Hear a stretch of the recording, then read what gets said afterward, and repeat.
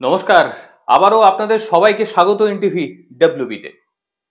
এতদিন পাকিস্তান যে অস্ত্র ভারতকে অপদস্থ করার জন্য গোটা বিশ্বের কাছে ব্যবহার করত, এবার সেই অস্ত্রটাই তাদের জন্য বাঁশ হয়ে যাচ্ছে। ভারত পাল্টা একই অস্ত্র ব্যবহার করছে পাকিস্তানের জন্য, আর পাকিস্তান রীতিমতো একঘরে পরিস্থিতি গোটা বিশ্বের কাছে। কয়েকদিন আগে একটা ভিডিও করেছিলাম এবং সেখানে কয়েকটা বিষয় আমি উল্লেখ করেছিলাম পিওকে সম্পর্কিত, এবং সবশেষে আমরা এই সিদ্ধান্তে পৌঁছেছিলাম যে পিওকে ভারতের মধ্যে খুব শীঘ্রই আসছে। তার যে প্রক্রিয়া, সেই প্রক্রিয়াও শুরু হয়ে গিয়েছে। এবার ভারতের তরফ থেকে একেবারে সরাসরি পাকিস্তানকে বলা হচ্ছে, ভারতের মাটিটা এবার ছাড়ুন। অধিকৃত কাশ্মীর নিয়ে পাকিস্তানকে রীতিমতো ওয়ার্নিং দেয়া হলো বিদেশ মন্ত্রকের পক্ষ থেকে। হঠাৎ করে এত শোরগোল কেন?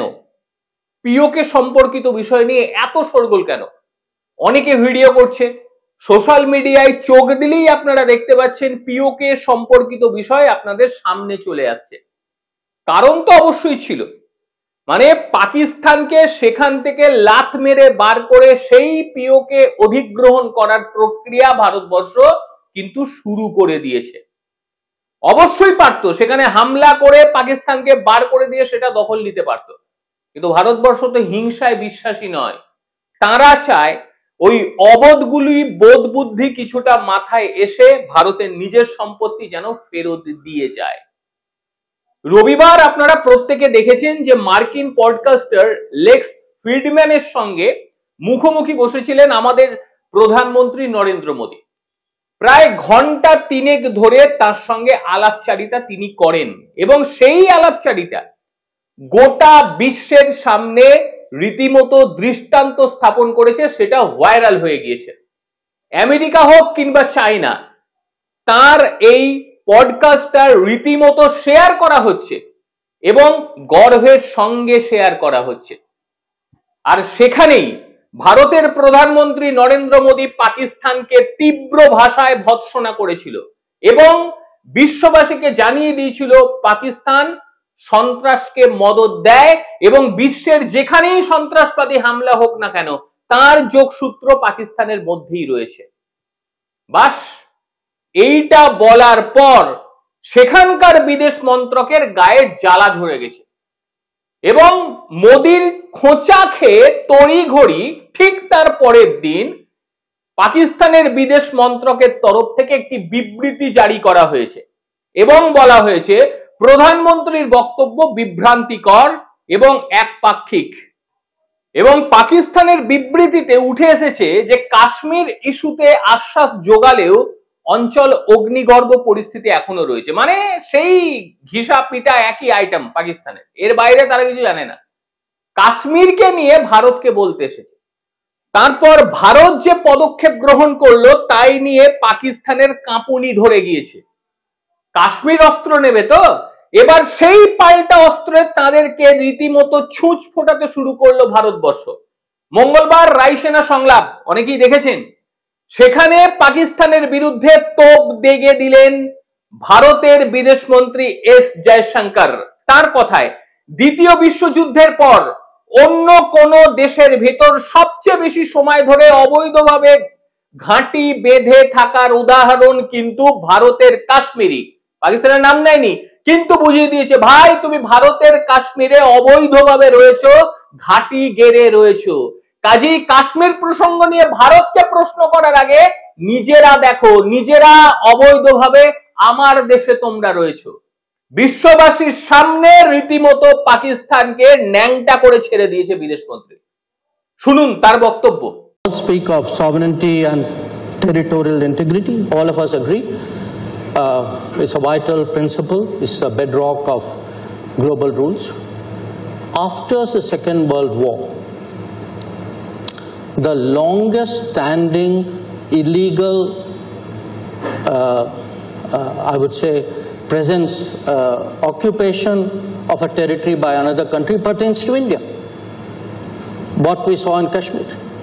Now, we went to the UN. What was an invasion was made into a dispute. So, the attacker and the victim were put on par. Who were the culpable parties? UK, Canada, Belgium, Australia, USA. So, pardon me, I have some question marks on that whole order. এখানেই শেষ নয়, কাশ্মীর নিয়ে তোলপাড় শুরু হবার পর ভারত জাতিসংঘে পাকিস্তানের বিরুদ্ধে তীব্র নিন্দা করতে শুরু করে। জাতিসংঘে নিযুক্ত ভারতের রাষ্ট্রদূত তিনিও তীব্র ভাষায় ভৎসনা করেছে পাকিস্তানকে, সেটাও শুনে নিন। Mr. President, as is their habit, the former Foreign Secretary of Pakistan today has made an unjustified reference to the Indian Union territory of Jammu and Kashmir.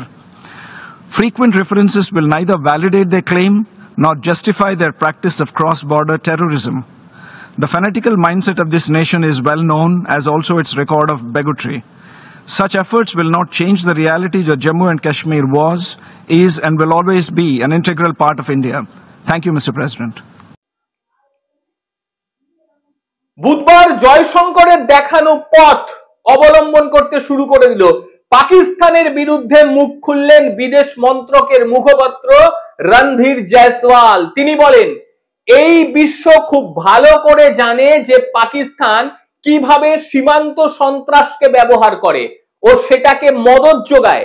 এমনকি দু দেশের মধ্যে শান্তি বজায় রাখার ক্ষেত্রে সবচেয়ে বড় বাধা তারাই। তাদের উচিত বছরের পর বছর অবৈধভাবে দখল করে রাখা ভারতীয় ভূখণ্ডকে ছেড়ে দেওয়া। অর্থাৎ যে ভারতীয় ভূখণ্ড পাকিস্তান দখল করে রয়েছে সেই ভারতীয় ভূখণ্ডকে পুনরুদ্ধার করার জন্য যে প্রক্রিয়া সেটা শুরু হয়ে গিয়েছে। এর আগে কোনোদিন আপনারা দেখতে পাননি যে সেই পিওকে কে পুনরুদ্ধার করার জন্য এই ধরনের কোনো বাকবিতণ্ডা শুরু হয়েছে। এই প্রক্রিয়া শুরু হয়ে গেল, এটা কিন্তু থামার নয়। কারণ ভারত যেভাবে পাকিস্তানের বিরুদ্ধে আঙুল তুলছে এবং বিশ্ববাসীকে বুঝিয়ে দিচ্ছে যে পাকিস্তান তারা অবৈধভাবে কাশ্মীরের অংশ দখল করে রয়েছে, এটা বিশ্ববাসী জানে।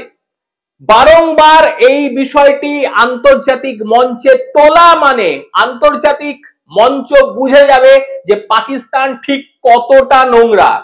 তারপর সময় বুঝে লাথ মারার কাজটাও কিন্তু ভারত জানে কিভাবে করতে হয়। তাদের দেশে ঢুকে গিয়ে রীতিমতো পিটিয়ে চলে আসা, তাদের দেশের অবস্থানকে পরিবর্তন করে দেওয়ার মতন ক্ষমতা রাখে আমাদের ভারতবর্ষ। আন্তর্জাতিক মঞ্চ থেকে যেন কোনোভাবে বাধা না আসে সেই কারণে একটা প্রক্রিয়া শুরু হলো আন্তর্জাতিক মঞ্চকে বুঝিয়ে দেওয়ার জন্য যে পাকিস্তান ঠিক কোন ধরনের দেশ। এই নিকৃষ্ট দেশ তারা এটাও বুঝিয়ে দিচ্ছে বিশ্ববাসীকে। তারপরই এই কীট পতঙ্গগুলোকে সেখান থেকে ঝাঁটা দিয়ে বের করার যে প্রক্রিয়া সেটাও শুরু হয়ে যাবে খুব তাড়াতাড়ি। পাকিস্তান আমাদের দেশের যে অংশকে ধরে রাখে, পাকিস্তান অকুপাইড কাশ্মীর, সেই পিওকে অচিরেই ভারতের সঙ্গে সংযুক্ত হতে চলেছে। এটা শুধুমাত্র সময়ের অপেক্ষা। এবার কয়েকটা কথা একটু বলি। এই পিওকে সম্পর্কিত বিষয় নিয়ে আমি যখনই ভিডিও তৈরি করি কিছু মানুষ চলে আসে তাদের বক্তব্য রাখার জন্য, এবং তাদের বক্তব্যে বিষয়টি একেবারে স্পষ্ট যে তারা ভারত বিদ্বেষী। আমি কোথায় থাকে জানি না, তারা ওই পাশের বোকা বর্বর দেশটার মধ্যে থাকে কিনা আমার জানা নেই, কিন্তু তাদের যে ধরনের মন্তব্য তাতে স্পষ্ট যে তারা ভারত বিদ্বেষী। আর যদি তারা ভারতের বাসিন্দা হয়ে থাকে তাহলে একটা কথাই বলবো, বেশি দিন নিজের ভূমির সঙ্গে গদ্দারি করা যায় না। একটা সময় আসবে যখন আশেপাশের মানুষজন আপনার গায়েতে থুতু দেবে, গায়ে নয় মুখে থুতু দেবে। কারণ ভারতের বিরুদ্ধে কথা বলার আগে একবার ভাববেন শরীরের যে রক্তটা আছে না সেটাও ভারতের দেওয়া, এটা তারা ভুলে যায়। জানি না কি কারণ।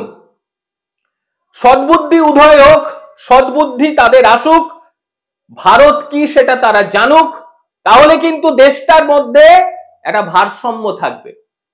যাই হোক, ভারতকে খারাপ ভাবা, ভারতের প্রসঙ্গে খারাপ বলা নগণ্য মানুষ আছে, চাপ নেই। তার থেকে বহু মানুষ যারা ভারতকে ভালোবেসে থাকে। আজকের প্রতিবেদন আপনাদের ঠিক কিরকম লাগলো অবশ্যই জানাবেন। প্রত্যেকে ভালো থাকবেন, সুস্থ থাকবেন। আবারও দেখা হবে অন্য কোনো দিন অন্য কোনো ভিডিওতে। ততক্ষণের জন্য নমস্কার।